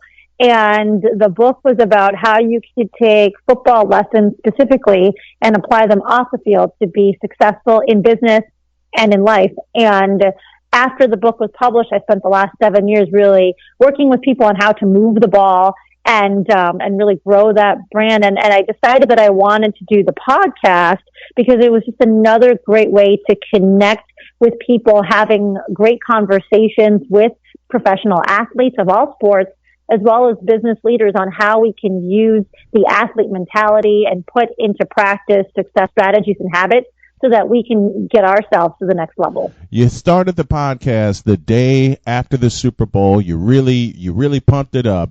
And I have to tell you, I really enjoy it. I know I'm going to enjoy it a lot. What got you into football? What got you started in liking football? Great question. So I grew up in Chicago in the 80s. I just fell in love with the game. You know, ever since I was 4, I would watch football games with my parents, and what really intrigued me about the sport was not only the fast-paced nature of the game, but also there were these games where you would have these fourth quarter comebacks where teams were down, 2, 3, 4 touchdowns, and the game wasn't over until the game clock hit 0. And so I just found that fascinating and studied the sport my entire life and applied lessons from the game into my own life. That is great. So you grew up a fan of the Bears back in the 80s, huh? Because I too am from Chicago, and I've seen the Bears over many years. Are there any other teams that you follow aside of the Bears? Professional or college or either? Either one. So I am an Alabama alum, so I very much follow the University of Alabama football team. We had a rough season here this past season, but they'll be back next year for sure. So I could have you on the show, and all I have to say is roll tide, and off to the races we go. How about a professional aside of the Bears? You follow anyone else? There's a lot of teams that I like to watch. I think there's some great leaders who are great people both on and off the field. So it's not just the talent, but it's the character. Everyone talks about Tom Brady, right, and how great he was in New England. We'll see where he ends up going. But I do enjoy watching that team because of the leadership. There's a lot of people that don't like watching the. Well, people have hated on my team because my original team in professional football was the 49ers, and because of a fellow named Joe Montana, who Tom Brady gets compared to all the time. So I completely understand, the hatred, but I draw the same comparison that people do with Tom Brady and the Patriots. It's because of the way that Montana led his team on the field and the way the organization is run. And a lot of that you can apply to what you do with your podcast, which is very motivational, and I absolutely love it. And the lessons that you bring, you can, like you said, you can apply it to life. Yeah. So I say, I do like watching the Patriots. I mean, there's a lot of great teams. I do like Andy Reid. Congratulations to the Kansas City Chiefs. Absolutely. For winning the Super Bowl. I mean, Patrick Mahomes is just a class act. I enjoyed watching the game. Their organization. I've there's some NFC East teams that I like watching. You know, the Eagles. I like watching the Cowboys, and so I mean, I'm just a fan of the game, and I love watching good games. So I don't just sit down and watch the Bears play.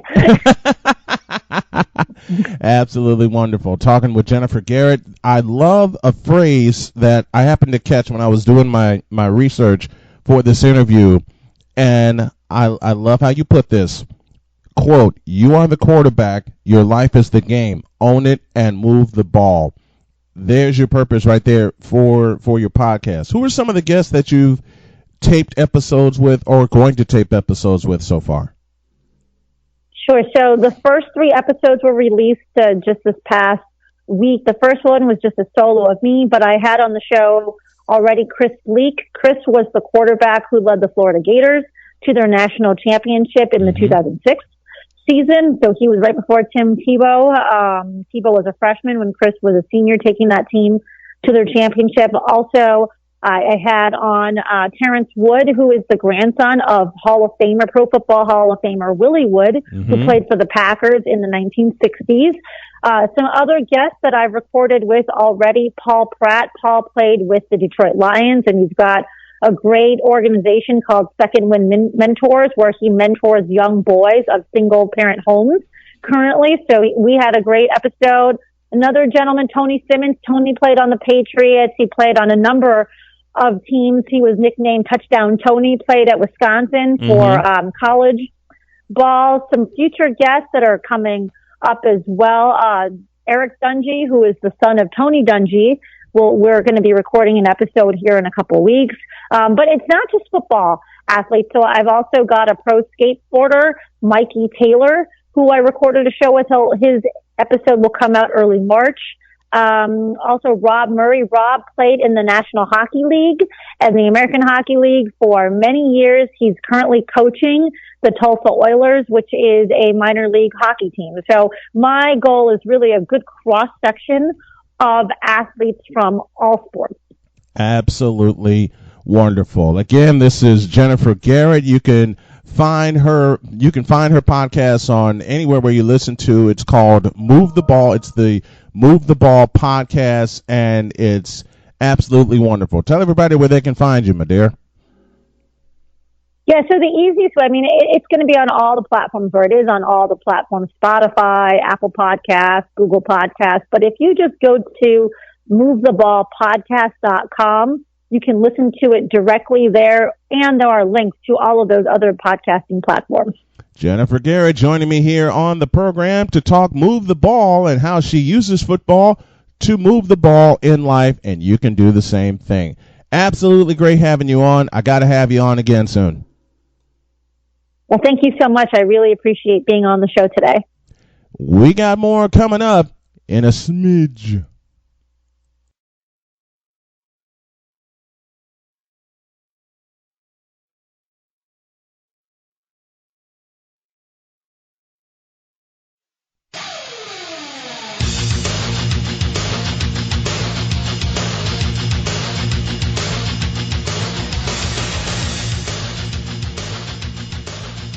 I told you guys he'd be back, and he's back now to talk some more college hoops as we take a look inside of the Big Ten. This is Scoop Miller, courtesy of Learfield Sports and the Buckeye Cable Sports Network. How are you, my friend?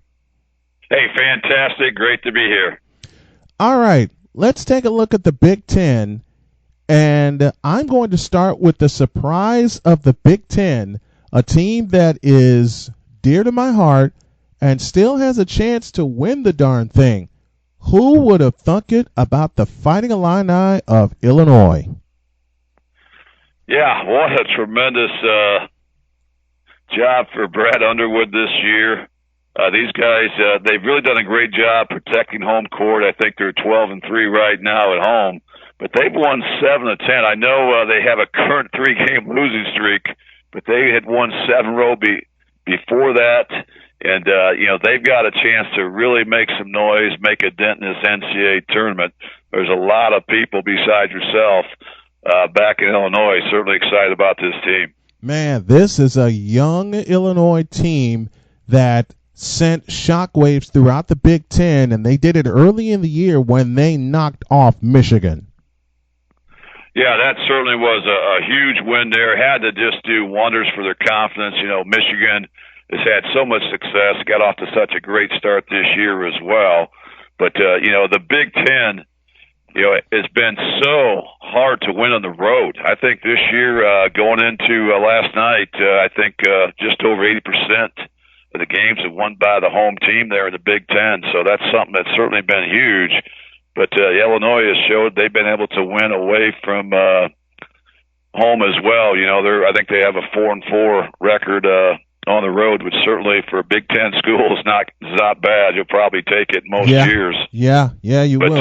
They're 12-3 at the State Farm Center, 4-4 away from home. They've lost 3 in a row, but no one. And I'll say it again before we move on to our next point. I'll say it again. No one expected Illinois to make this much noise. 16-8, chance for 20 for the first time in 4 seasons, and a chance to really make some noise in the Big Ten tournament and eventually the big dance in March. Yeah, I think there's no question. You know, I think in all fairness, they definitely came in under the radar this year, which might have helped them, you know, get some key wins early. But right now, they're certainly on everybody's radar. You're not going to sneak up on Illinois. They're not going to sneak up on you right now. The fact that they've just been playing too consistently, just too well all years. They've proven, you know, this team is not a fluke. This team is a real deal. And certainly they have high aspirations and champagne like they should. And one team that they beat, that's one game behind them, what a win they had over Wisconsin. They took it to them. And that's one of those wins that's a signature win for them. And for Wisconsin, 7-6 in the Big Ten, 14-10 overall. But to outline something you talked about not only this time but earlier in the program, Wisconsin's 11-1 at the Kohl Center. The problem is they're 3-6 on the road. Yeah, I mean, what can you say about Wisconsin playing at home? I think since the turn of the century in 2000, their winning record at home there is over 87%, one of the tops in the nation. You know, that's just incredible. I think everybody knows what a rowdy place that is to try to go play. So certainly, Wisconsin's done a great job this year, 11-1 as you mentioned at home. But you know, the Big Ten in general as well has been just unbelievable. The fact that the home team has held service, you know, 80% of the times this year. Even though I think the last couple of weeks we've seen the visitors break through more and more. We saw Purdue get a huge win at Michigan State, at Purdue here recently, and so forth. We've seen some. We've seen some. There just seems to be a lot of parity, I think, across the board. So, you know, you have to win at home, and if you're good enough to pull games out on the road, you're going to put yourself in pretty favorable position come March Madness. Well, unfortunately, 2 teams at the bottom of the Big Ten that are not in a favorable position, Nebraska and my other team in the Big Ten, my beloved Northwestern Wildcats, 1-11 in the conference.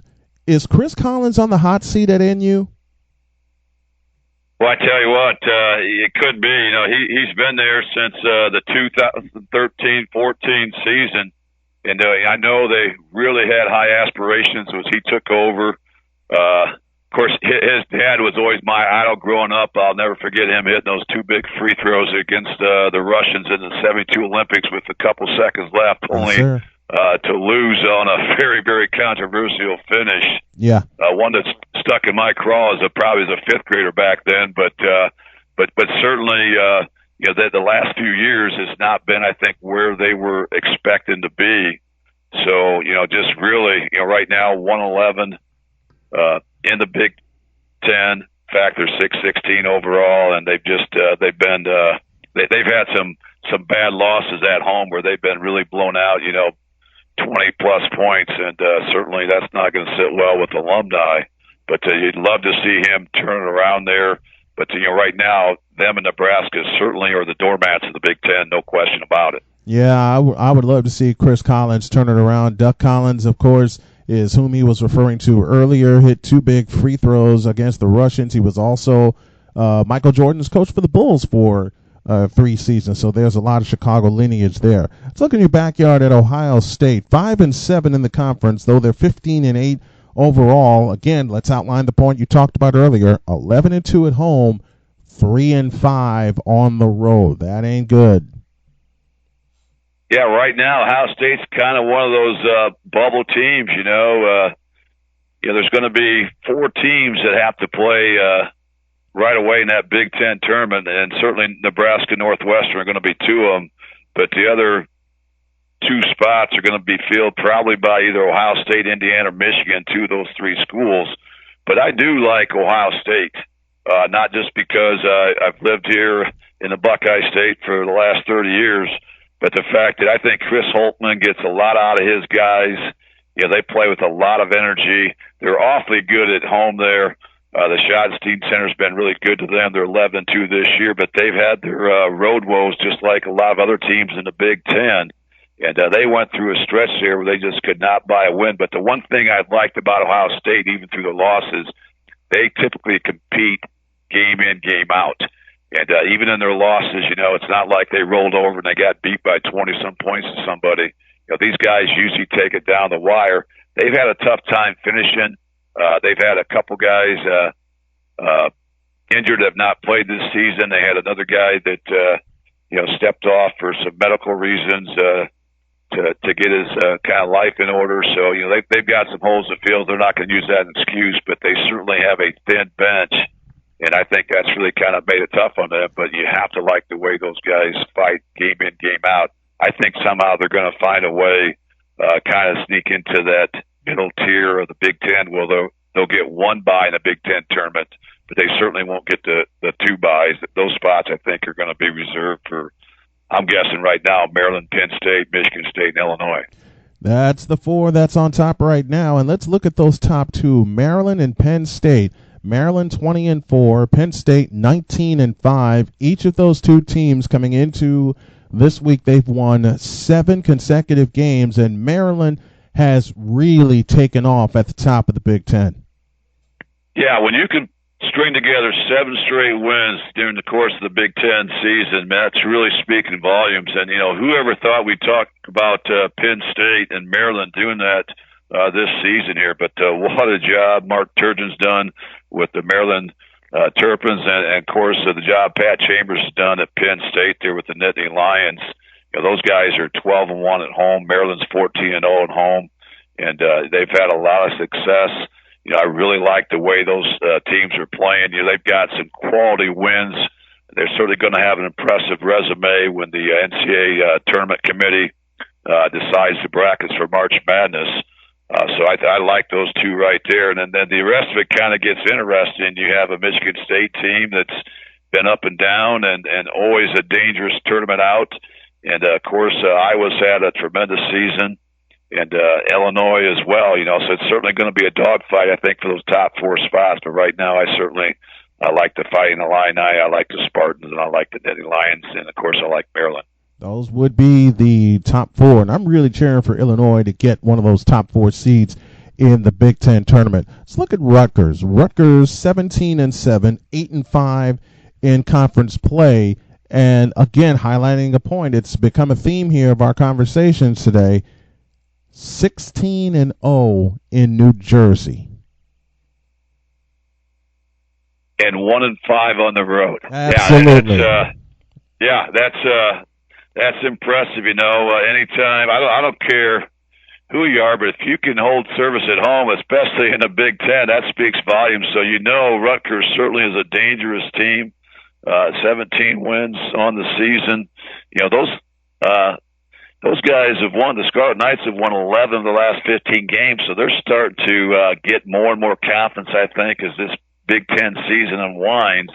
They just have to get that signature win on the road. I think if they can get that, I think that's really going to catapult them. They're certainly one of, I think, it's going to be 11 teams that make the NCAA tournament for the Big Ten.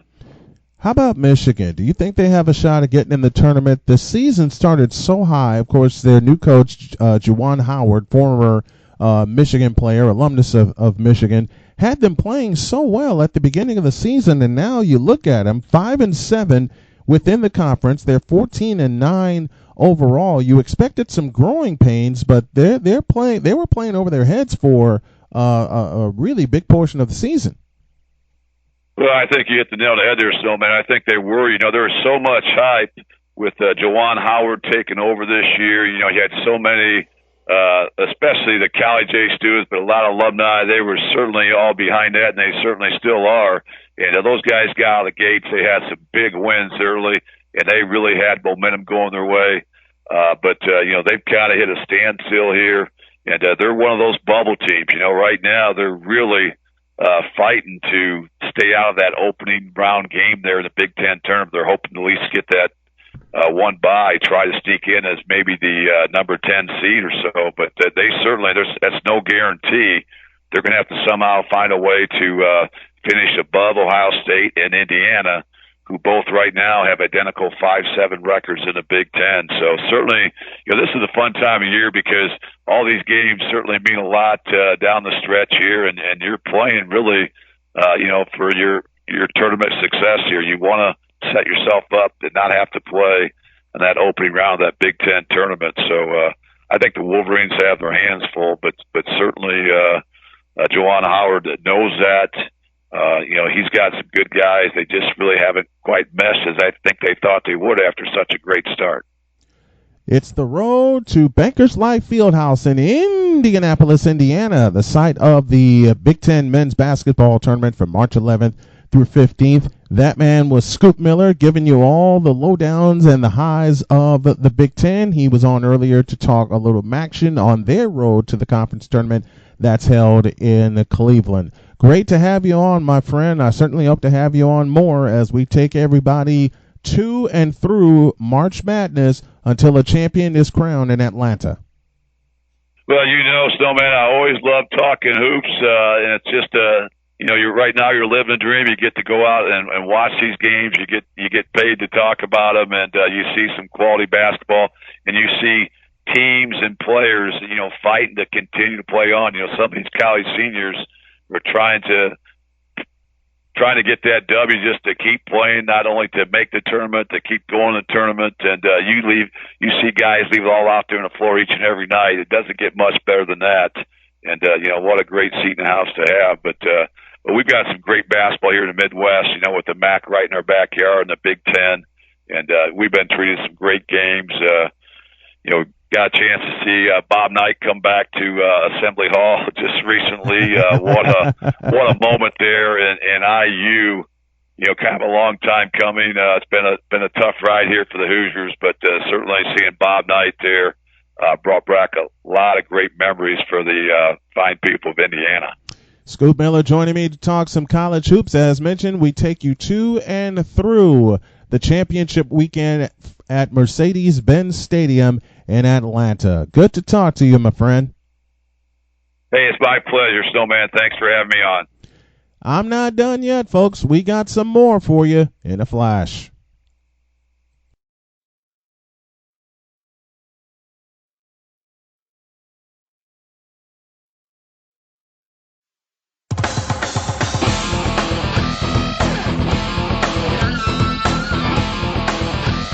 All right, folks.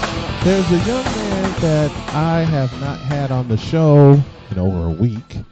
And now that the season has concluded, I get to have him on again because we kind of missed a connection. Mike DeBate joins me. And Mike, have you got your ears on, my friend? Always for you, my friend. I've got my ears on. I'm locked and loaded and ready to go. Been a long time since we've spoken, but all good, and I always love coming on. Thank you for having me on, Brian. Man, I love having you on. This is Mike DeBate of Full Press Coverage. Of course, he joins me to talk NFL. The season has concluded. Chiefs and the 49ers. Let's start with the world champion Chiefs. They 21 points in 6 minutes.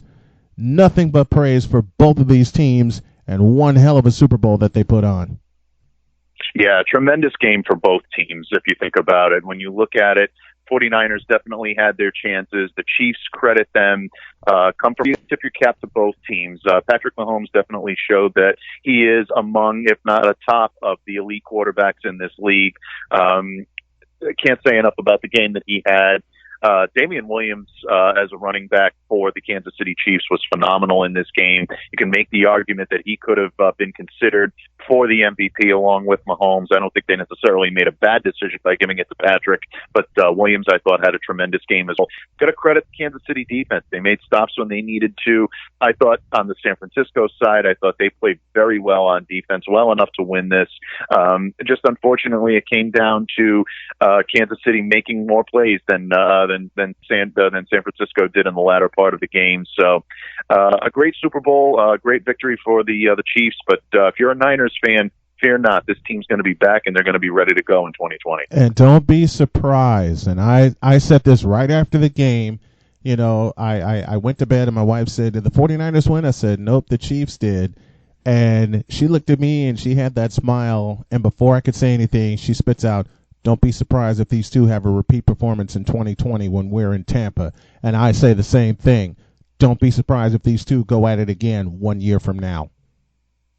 I wouldn't be surprised at all. You take a look at the way these two teams are constituted, the way they're built. They have the better part of their cores coming back. Very few off-season questions for either one of these teams. So you look at it, they're primed for another repeat performance. Of course, me being up here in New England, I hope that one other player is playing maybe a game in Tampa.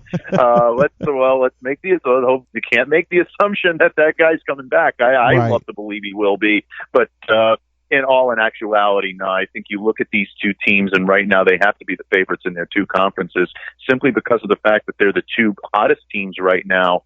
And like I said, there are very few off-season questions for the Chiefs and for the 49ers. So if they can keep that core intact, and by all accounts they should, these two teams seem to be on a collision course once again. Let's take a look inside of the rumor mill, and I heard something that got my ears peaked, and it got my attention peaked. It concerns wide receiver A.J. Green. Of course, now with the Cincinnati Bengals, there's a rumor flying around right now that A.J. Green may change his Bengals stripes for Gold Rush stripes. There's a lot of people saying right now that the favorite to land A.J. Green resides in the Bay. Can you imagine how dangerous that receiver core will be if A.J. Green does indeed wind up signing with San Francisco?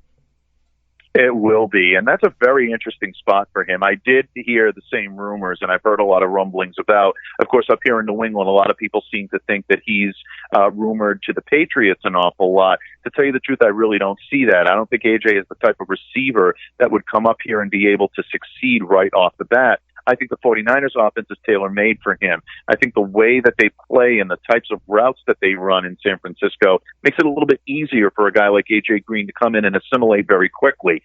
To me, I think that's a great spot for him. You pair him right alongside a guy like Deebo Samuel, all of a sudden you're taking a look at a guy that can run the backfield, have those jet sweep motions, and then a pure take the top off the defense receiver in A.J. Green, even a guy that can drop back and play the slot a little bit. So this could be a very interesting fit for them, especially if you believe the rumors that Emmanuel Sanders could go either way at this point. That there's rumors that he may move on. There's rumors that he loves San Francisco and would love to stick around. I personally, as someone that's followed the Niners the last few years, I think that's a great spot for Emmanuel, and I think he can help to build that young wide receiver core that they have in San Francisco. But A.J. Green would be an interesting fit for them. The one thing that you want to be careful of if you're a Niners fan or if you're a part of the Niners organization is the injury history and the difficulties that he's had staying on the field.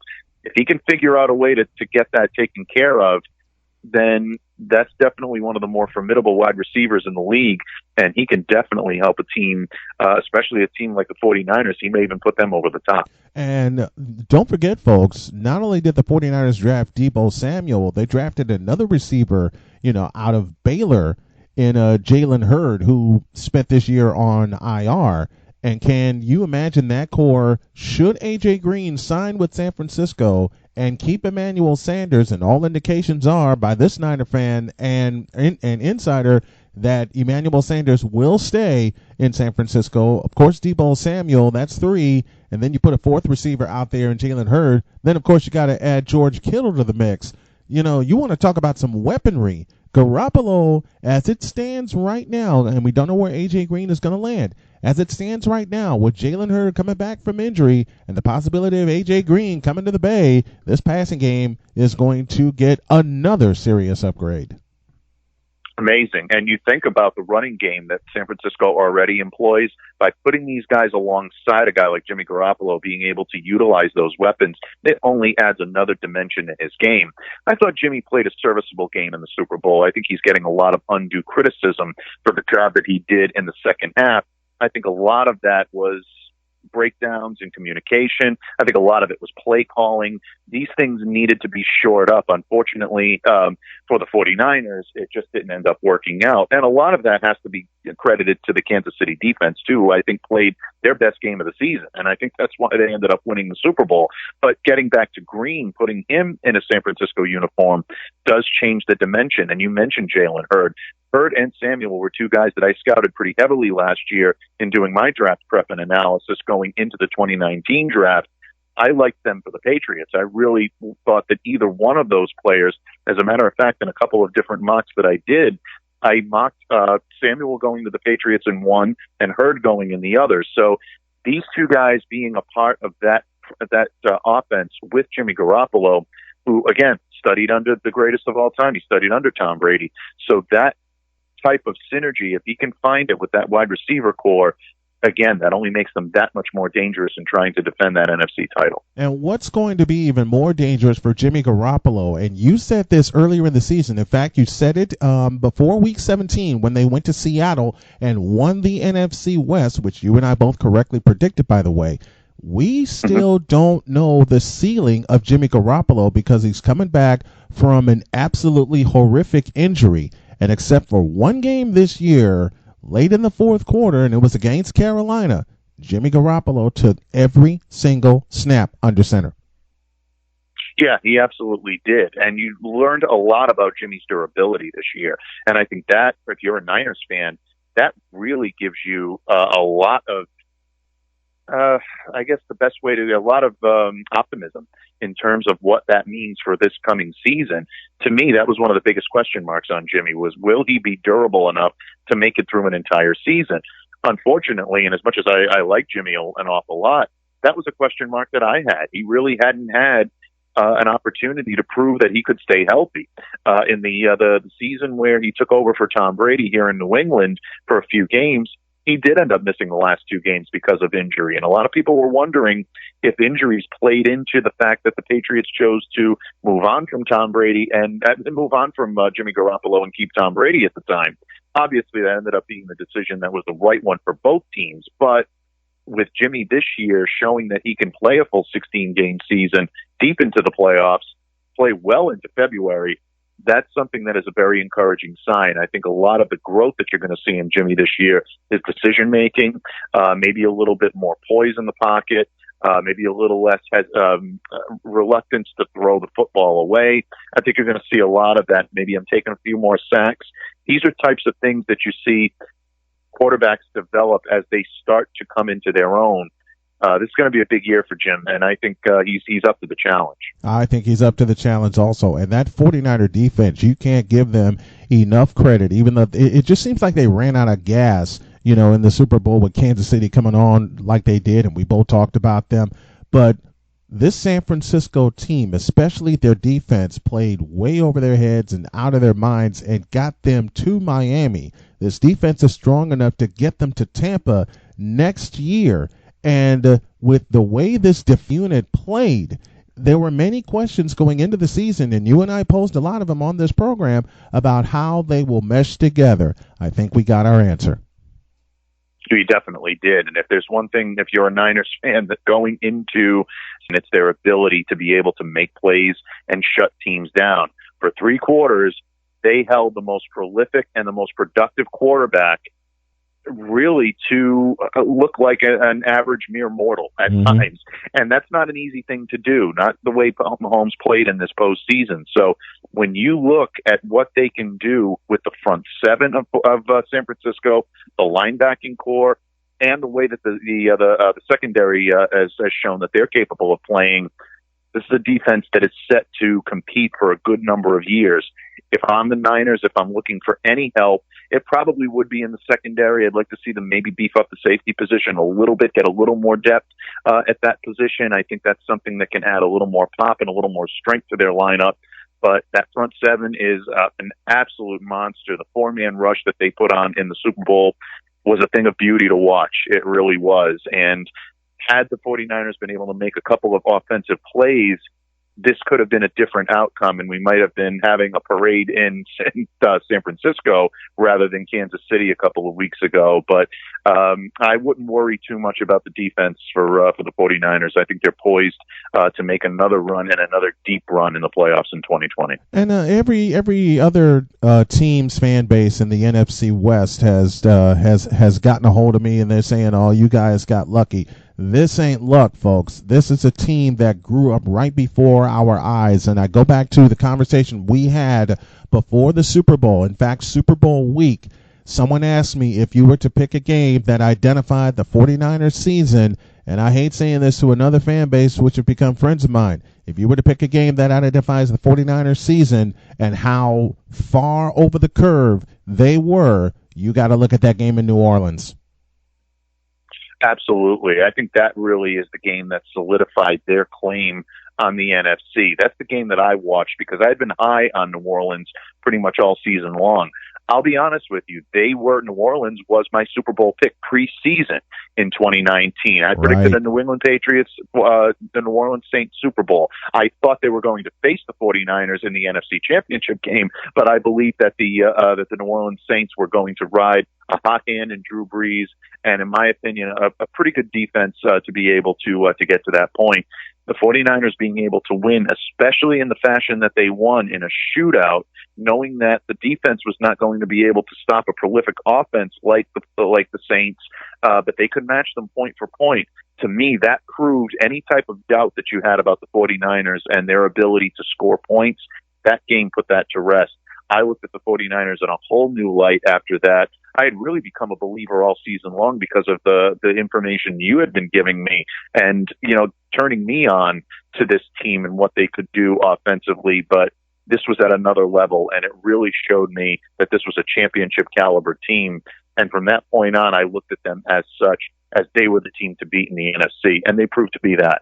And after my first appearance in the preseason on Locked On Patriots, when we talked about if there are any teams that could unseat the Patriots, we briefly talked about if there are any teams that could surprise out of the NFC, and the first team that was in my head was San Francisco. And a lot of people thought I was crazy when I said that in August, But at the same time, as the season went on, 3-0, 4-0, 5-0, eventually 8-0 before they lost their first game in a gutty effort against the Seattle Seahawks at Levi's Stadium. And remember, the first time the 49ers and the Seahawks hooked up, the 49ers were really, really beat up, and they were minus George Kittle, who was out for 2 games with a significant injury. They were minus Kyle Juszczyk, who was out with a significant injury. When the playoffs came around, the 49ers were healthy. That game in Seattle got them the rest they needed. And I think it gave the 49ers a lot of confidence going forward into 2020 that, yes, they can go into Seattle and beat them there just like they did the last Sunday in December. Absolutely. I think a lot of the postseason, most of the postseason gave them the confidence that they need to propel forward. Look, when you beat teams that are supposed to beat you, it really is it's a big feather in your cap. Now, granted, San Francisco 49ers were the top dog. They knew that going into this postseason. However, there were still a lot of doubters. People looked at it, and I don't want to say that, and this is not how I feel in the least, but sometimes people will look at you as a paper number 1 seed or a de facto number 1 seed and someone that you feel, well, there are teams out there that are a little bit deeper, that have a little bit more pedigree, that have a little bit more experience, that can beat you in the postseason. That means nothing when you take a look at what these teams are capable of doing in the postseason. The hot teams are the ones that ride the strong play of their strongest unit, and the San Francisco 49ers did that. They rode their running game, they rode their defense all the way to the Super Bowl. They got I thought they got pretty decent production out of their passing game in the Super Bowl. I know a lot of people will probably fight me on that.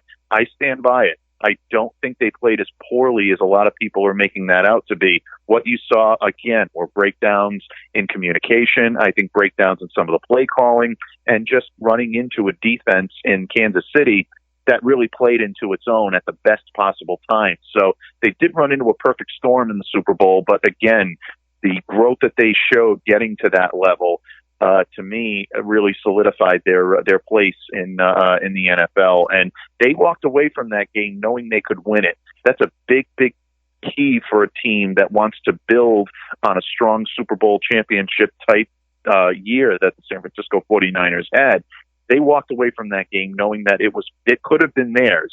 There's no worse feeling in the world than going to a game like that and coming away and saying we had absolutely no shot. When you know that you're close and you know that you have a shot, it only makes you that much more hungry to get back and to prove to everyone that year one was not a fluke.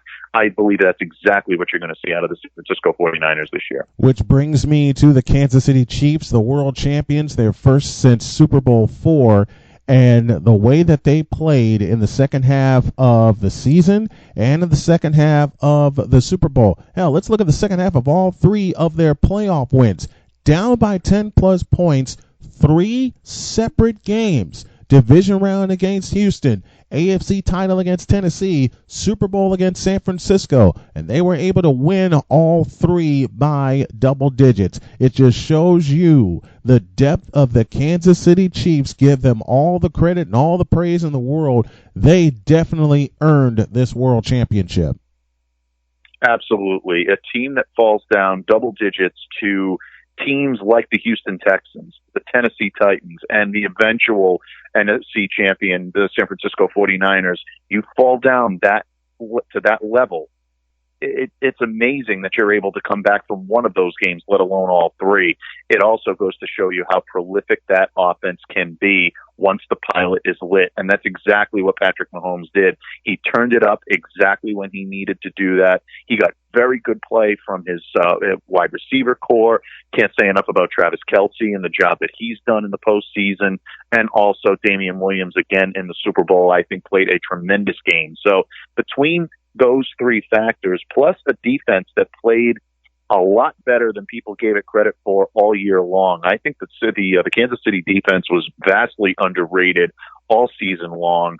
You talk about the job that Chris Jones did at the defensive tackle position. He was a huge force in being able to help contain the San Francisco running game just when the Kansas City Chiefs needed him to do that. Frank Clark stepped up very big.